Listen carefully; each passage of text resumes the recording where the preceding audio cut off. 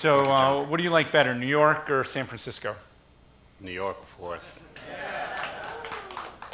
So you've done 8 AWEs. I mean, I know you do them in Europe and Asia, so it's probably like dog years or something, but it's been going 8 years annually? It's been the 8th year this year, absolutely. So what are some of the trends that you're seeing? What are some of the kind of rabbit holes you've been kind of pulled down, like chutes and ladders? What are some of the big successes you never expected, like, you know, the Pokemon Go guys right there? Yeah. So curious, what's it been like these last 8 years? Back in 2009, I started a company called Augmento, which developed augmented reality games, and there were maybe 15 or 20 other companies around the world, and it was always hard to find like-minded people and just share thoughts. So we said, you know, let's see if there's a conference, and there wasn't any. So we started AWE together with 3 other founders, and 2010 was the first year. 300 people got into a room. Nobody understood, you know, outside of this room what was going on, but it was really fun. A lot of concepts, a lot of ideas. And then over the years, the past 8 years, it grew exponentially, becoming much more real products, stronger focus on the enterprise, which was something that many people didn't anticipate. They thought, you know, it's going to first happen in gaming. But back in, you know, I think 2012 probably, we started to see initial adoption of mobile AR and later smart glasses in enterprises. And that's where that pulled a lot of the investments, the projects, and all of the startups out there. So throughout those years, we made a lot of observations about, you know, where AR is actually going to be adopted. Every year since 2010, I felt like what many people are saying here, which is AR is here today. We don't have, yes, the technology can improve. We'll see, you know, better devices, better software, better interaction, but there's so much we can do today that the main message was not to wait. And it was all, I guess, based on the belief that AR can make us better at anything we do, whether it's work or life, entertainment, studying. It kind of gives us superpowers, which is really the theme of AWE in the past few years. And this year, I mean, I guess the idea is that now that we're seeing some of these products come to market and Fortune 1000 companies adopting it and really delivering business improvement on productivity, efficiency, safety, and so on, it's time to put those superpowers for good. And hence, we kind of shifted the message this year to superpowers to change the world, which I think is resonating with many people in this room and the AR community. Let's find ways to really make the world a better place. And I think that a lot of the ideas we're seeing here and at AWE are working towards that goal, which is things like economic growth. With, you know, we don't need to create so much stuff anymore. We can simulate things with AR and VR, and that helps reduce the footprint, helps reduce energy waste. We can also democratize access to knowledge. You know, all you need is a pair of glasses and an internet connection, and you can get the worlds of information in your field of view, helping you achieve whatever task is at hand. And also access to healthcare. Expert healthcare can be now accessible to anyone, anywhere, in remote locations, in underserved areas, and so on. And of course, empathy. That's, I think, a very big part of what AR and VR can help us achieve. Understanding what other people that we communicate with, whether it's in the same room or across the world, feel by using sensors, by using all sorts of cues, and being able to create more effective communication and collaboration. Great. So let me, in a moment, I want to ask you, where has VR and AR been overhyped and underhyped? Is it real or is it fake? In a moment, I want to ask you about what it's like running a conference that's both VR and AR. We've chosen to really focus on AR. I think VR informs AR, but what's it like having those both? But before I get to those two questions, here's the question I want to ask you. I think we're more hyperly connected than ever before. but I think in some ways we're more isolated.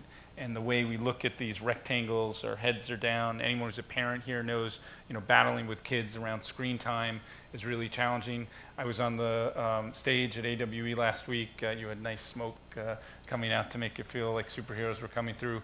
And I hosted an anthropologist who said, oh no, social is great for the next generation. I'm just curious, if we take these rectangles and put them on our head, are you worried about us becoming, like disconnected from human interaction, or are you one of these utopian people say it's all good? I'm just curious on kind of where you land on this. I mean, the reason I got into AR about a decade ago was I saw my kids constantly in front of a computer screen or mobile devices, playing video games, watching TV, or on the internet, and I felt, I'm not going to be able to change that, but maybe we can extract some of the things that attract them to those computers and to the internet and bring it into the real world. And that's when I discovered, I wasn't the first to think about it. It's been around for 40 years, and it's called augmented reality. But it's really about getting people off the couch and away from the screen so that they start interacting with the real world, with real people. So I think that's a promise. And I just had a chat with Phil about this, about the Pokemon Go, that many people criticize it. It's not real AR yet, and it can play it even with the screen blocked. But I heard this thing from my son, which is now 23, by the way, and he said that he is seeing this trend on social media, on Facebook, where his friends are saying that they're missing the good old days of July 2016, where people had a reason to go out and collaborate with other people. So it was a very rudimentary type of AR, but it actually made people go out and interact with each other, which I think is demonstrating how this technology, Sure. even in its kind of lowest form, can actually achieve that promise. I think it's fascinating. Millennials are statistically going to take 27,500 selfies of themselves. That says something about how they see the world. And I think the next generation may be more Pokemon Go, where they're using technology to look out as opposed to look at them. So my second question, hype, are there people you've put on stage where afterwards you're like, oh, I can't believe I did that, or things that were promised just didn't come true? I think a lot of people are saying, there's a $180 billion market, but where are the killer apps? Like, what's been overhyped, and what do you think is going to be the real future of this space? I've been accused myself of kind of overhyping AR a little bit, but it was all driven from the belief that, again, we can do so much stuff today, even with the technology that we have at hand. And I think, it's all about trying. It's all about experimenting and doing pilots. And I think that those who I value the most are those who have been batting their heads against this problem, this hard problem. AR, we know AR is hard. It was in my pitch for my startup back in 2009, started with AR is hard, which is something you don't want to show to an investor, but it was kind of just to set expectations. And those, I think, who are batting their head against, trying to run applications or technologies on even the first or second iPhone, can you imagine? Or on the big and small field of view smart glasses that we have today. It's really hard, but those who are trying, I think, will have a huge advantage when these technologies, this hardware becomes where we wanted it to be. And I like maybe social media or some of the other mobile type apps that we've seen over the past decade. I think this one, it requires much more depth in terms of trying and understanding and experimenting with, because it's a whole new medium. This is completely different than anything we've done before. I think we're in 1903 in the movie industry, where the first movie was just shown and the cut wasn't invented, the zoom, the close-up, pan, and so on. So we're yet to experience all these new inventions. No audio. So the next question I'm going to ask you, because superheroes are a big theme. Who's your favorite superhero? Who do you dress up as for Halloween? But before we get there, the AR VR piece, I referred to AR as sort of like Cinderella, the stepchild of these VR, AR conferences. I think you do a really good job making them more equal, but I think around the world, a lot of VR, AR, AR is sort of not taken seriously. What do you think are the benefits of having them co-located in the same conference? What are some of the challenges? Yeah, great question. So I think as we all know, AR and VR were invented single-handedly by Ivan Sutherland back in 67 or 68.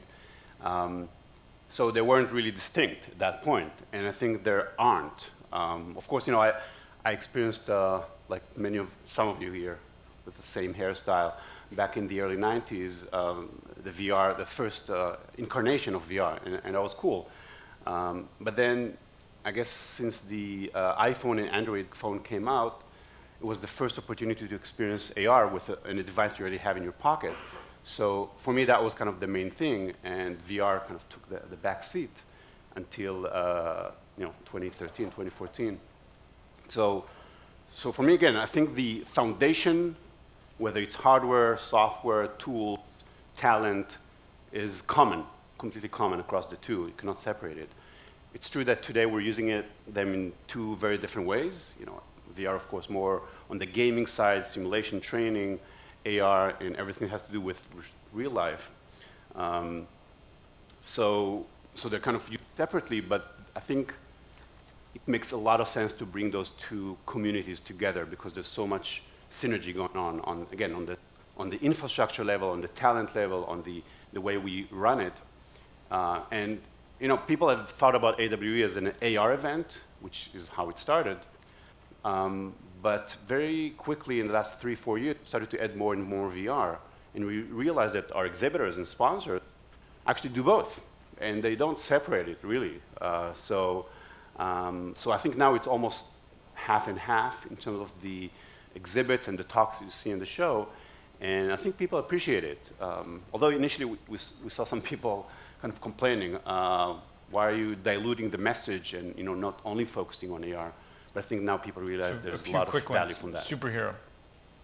My first costume, I think, was Zorro, incidentally. But I would have to say Iron Man, not necessarily the movie, but the concept of just a regular guy that can wear a suit and have superpowers. And a lot of it is obviously using AR. AR, VR, MR, assisted reality, I've heard Google Glass call that, heightened reality. Do you think at some point these words are going to kind of fall away and it's going to be immersive computing? In terms of naming, I think VR actually more reflects the gaming world. What's going to happen with the nomenclature? I hate it. I just hate all these terms. And I can't wait for the moment in time where we just don't talk about this tech, we just use it. Yeah. And I don't think it's going to be immersive computing. It's just going to be, it's not going to be even computing or human-computer interface, I think, is a skeuomorphism. We're never going to use that anymore. It's going to be human-world interaction. Okay, last few. Hardware, what comes to mind in terms of AR? Just what pops into your mind, hardware? Smartphones, smart glasses. Okay, software. And projection. Software, just pops into mind regarding to AR. Who's doing well? Yeah, okay. Software is eating everything. Computer vision. Computer vision. Regarding AR, like what comes to mind? What comes to mind? Being able to understand everything and everyone around you. Yeah, nice. Audio, and smell. Think those are going to be part of AR? Audio is huge. Actually, many people think that it will be adopted as a way to augment humans even before vision, because it's something that is much easier to absorb. Yeah. Smell? Do you think that's going to? Smell is already happening. I don't know if you've heard, but there's some experiments in Japan where you eat broccoli, but you see a burger and smell a burger. So that could become very quickly the way we become healthier without compromising what we like to eat. And last one, when you hear the word AR in action, what do you think of? You. Okay. All right. So ladies and gentlemen, someone who's done a tremendous amount for the AR space, a real hero, entrepreneur, somebody who's built an ecosystem, and an investor who has a fund. And so if there's some startups that want to get support. Ladies and gentlemen, the founder of AWE. Thank you, my friend.